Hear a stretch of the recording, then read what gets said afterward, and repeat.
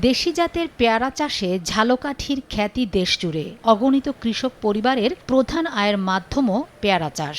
মৌসুমের শুরুতে গাছে গাছে ফুল কুড়িতে ছেয়ে গেলেও লাগাতার তীব্র খরায় তা ঝরে পড়ছে।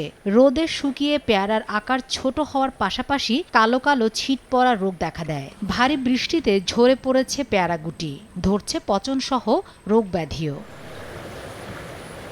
মধ্য জুলাই থেকে সেপ্টেম্বরের মাঝামাঝি সময় পর্যন্ত পেয়ারা মৌসুমের শুরুতে ভালো উৎপাদন চোখে না পড়ায় শঙ্কায় উদ্যোক্তারা। ঋণ করে পুঁজি সংগ্রহ করছেন যারা, তাদের যেন মরার উপর খরার ঘা।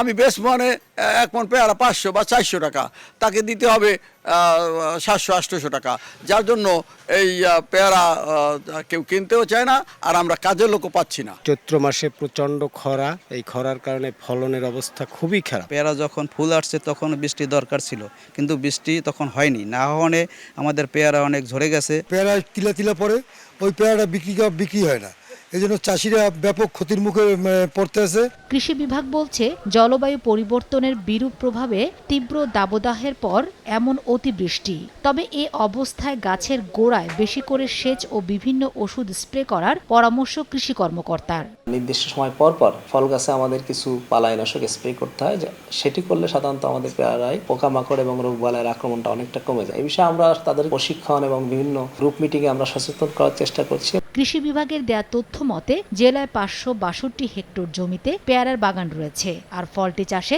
জড়িত প্রায় 5000 কৃষক পরিবার। সময় সংবাদ, ঝালকাঠি।